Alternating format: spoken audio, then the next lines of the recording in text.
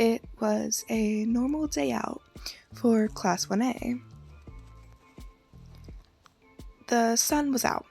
Aizawa was already groaning about sleep deprivation, and Katsuki Bakugo was dangerously close to blowing something up.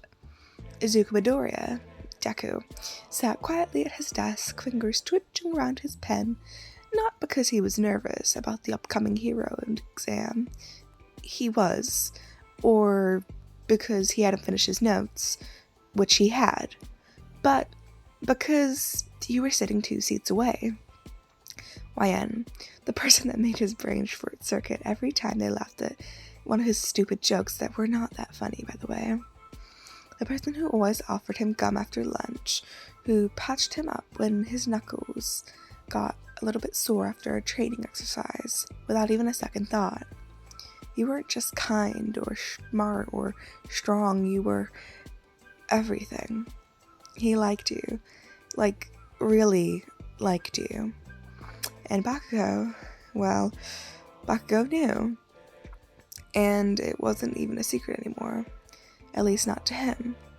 He'd seen the way Deku lit up every time you walked into the room, that dumb blush that would get on his face, and that stammering, and the fact that Deku had literally tripped over a floor tile the other day because you smiled at him. And today, he had had enough.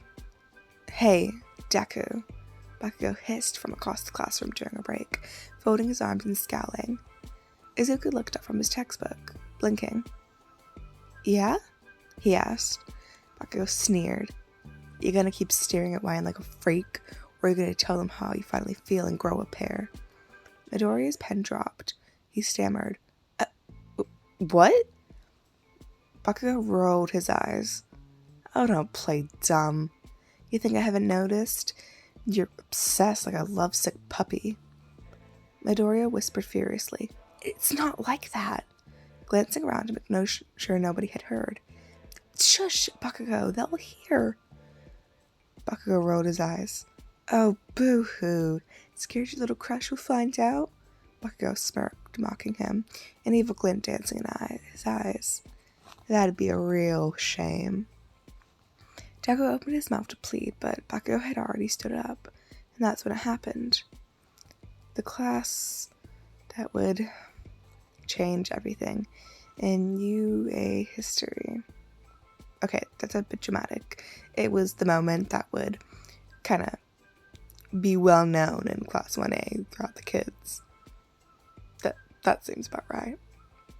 "Yo, Alan," Bakugo barked across the room. You looked back from up your phone, blinking. Yeah?" Deku froze. Midoriya grinned like the devil himself had taught him how to do this. "Midoriya's got a massive crush on you." Time stopped. Dead silent. Deku went completely stiff, face turning every shade of red in the visible color wheel. His mouth opened, and then closed, and then opened again, and he looked like he might spontaneously combust at any slight movement. You blinked. "Wait, what?" "Yep." Bakugo leaned against a wall, arms crossed and satisfied with himself. "Guy talks about you like you're some kind of god. He probably talks about you in your sleep. It's pathetic." "Kachan!" Deku exploded, leaping onto his feet. "What is wrong with you?" "What is wrong with you? You've been moping around all day and making it my problem. That's your punishment, you nerd." The classroom was now in a full flurry of hushed whispers and murmurs and barely controlled snickers, and Mina was squealing Kaminari mouth at a silent "oh," and Ida looked like he was personally offended by the drama. You stared at Deku. His face was still bright red. "Is that true?" you asked, voice more curious than anything. Midoriya's breath hitched. He could run, he could jump, he could jump out that window and never return to UA again, move to a distant island and open a bakery and pretend none of this ever happened. But he didn't, because you were looking at him with something in your eyes that wasn't just mockery. You were laughing. Well, you weren't laughing. You weren't even smiling, really. You were just curious, gentle, and a little bit surprised. He swallowed hard and nodded. Yeah, I guess it is. Your lips crooked slightly, a little bit amused by the situation.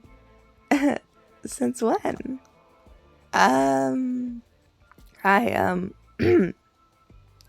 He scratched the back of his neck.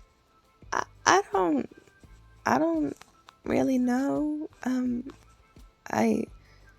Since the sports festival maybe, or before that, I noticed how you always looked out for people even when no one asked you to, and I just thought that was very brave, and I guess he stammered out. You cut him off. Caught feelings. He finished his sentence. He laughed weakly. Yes, I caught feelings.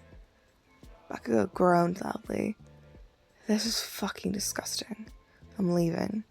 He stormed out, probably to go blast a tree or some stupid stuff, or maybe scream into a void, but the rest of the class tried to pretend like they weren't listening. You got up from your seat and crossed the room, stopping right in front of Midoriya. He stared at you, heart pounding hard in his chest. He was sure it was audible from the outside. Then you smiled. I think you're pretty brave too, he said softly, and not just in battle. He blinked. What? It takes guts to admit something like that, especially, in front of everyone. You glanced around meaningfully. He laughed nervously. Yeah, that wasn't exactly how I pictured this going. You reached into your pocket and held something out for him. A piece of gum. Here, for your heart rate. He stared at it, then up at you. Wait, does this mean... He shrugged.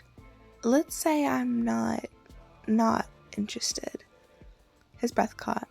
I mean, maybe if someone asked me to hang out after class, he said casually, I'd say yes. Oh, okay, I mean, do you want to hang out after class? He asked quickly, the words tumbling over one another. You grinned. Yes, Deku, I'd like that very much. And as you walked back to your desk, Mina immediately pounced on you, whispering something excitingly that made you laugh. Deku sat down completely dazed, and he was smiling like a fool. Maybe Bakugo's betrayal had been the best thing that had actually ever happened to him. After class had ended, he sat at his desk still, heart thudding, gripping the edge of the desk like it might float away. If he didn't anchor himself, he had a date. Well, okay, not officially, but he did ask you to hang out after school, and you said yes, and that was close enough to make him feel like gravity had stopped working correctly. You approached him, slinging your bag over your shoulder and giving him a big, beautiful smile that made his knees threaten to buckle. You ready, Deku? You asked. He stood up so quickly that his chair nearly flipped backwards. Yeah, definitely. Let's go. As you two left the classroom, Mina squealed behind you. Oh my god, they're leaving together. Kaminari bet me 20 yen that they'd hold hands by the end of the day. You snorted. Don't make me come back in there, you warned. Midoriya blushed furiously, eyes looking to you. Sorry, everyone's being kind of intense. You shrugged. Let him talk. Doesn't matter to me. And then Deku began to thought maybe that's why he liked you so much. You were confident. Well, you were more comfortable in your skin and your place in the world, and apparently in being seen with a very red-faced, freckly, green-haired nerd like him. The two of you wandered around campus and went into the downtown area. It was still bright outside, and the late afternoon sun was painting the long shadows across the sidewalks. So, you said, glancing at him. So, you got any plans, or are we just gonna kind of wander around like two weirdo anime characters, waiting for fate to shove them together? He laughed and pushed his curls out of his face. Honestly, the second one, he answered. He grinned. Fair enough. Want to get something sweet? There's a mochi place down a couple blocks, I think. Yeah, okay, Deku answered. The mochi cafe was small, cozy, and filled with the smell of sugar and green tea. He ordered a matcha and a red bean, and Midoriya nervously picked out a strawberry and vanilla, still unsure of how he was supposed to act on this maybe sort of kind of a date. Okay, he said, sitting across from him in a booth by the window. Let me get this clear. You've had a crush on me. Got it. I'm flattered, truly. But tell me why. He blinked. Why? He asked, a bit confused. Why me? You asked, tilting your head curiously. I mean, I'm not fishing or anything. I just want to know what made you look at me and go, yep, that's the person I'm going to stammer to, like a panicked squirrel for 6 months. He laughed, embarrassed. Sure, but genuine. I guess it started with little things, like super little things, like the way you treat people.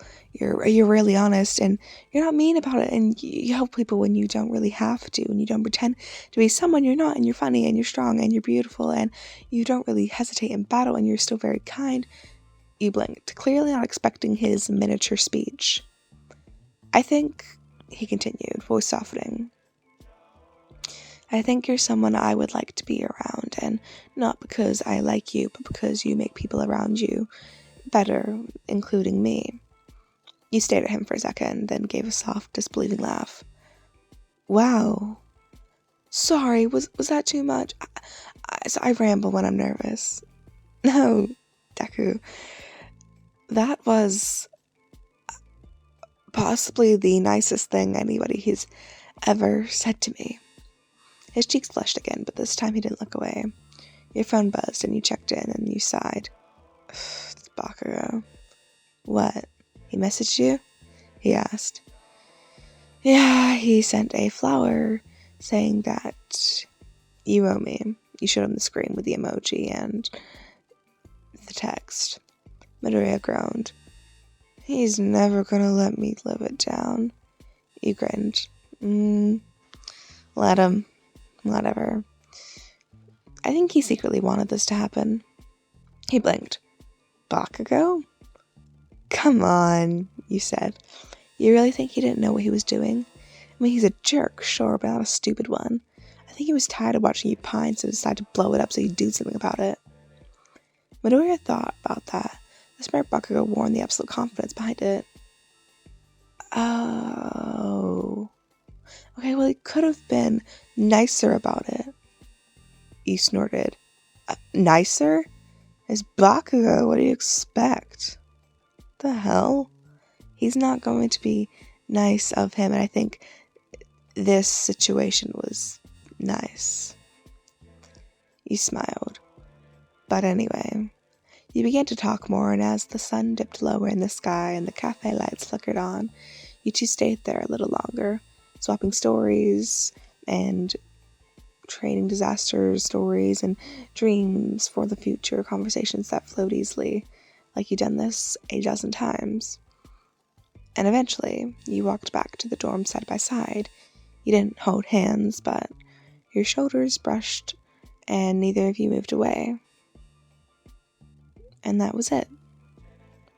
Hey, thanks for going out with me today. You thanked him. You were being very brave. Midoriya looked at you surprised. Me? Yeah, you nodded. You could have denied it, you could have pretended it was a joke, but you didn't. He leaned forward and pressed a soft kiss to his cheek, then winked. Good night, Deku. You slipped in, leaving him outside with a dazed look, one hand covering the spot where your lips had been. Behind him in the bushes, Kamenar whispered, Told you they wouldn't hold hands. Shut up, dunce face, Bakugo growled. Pay up.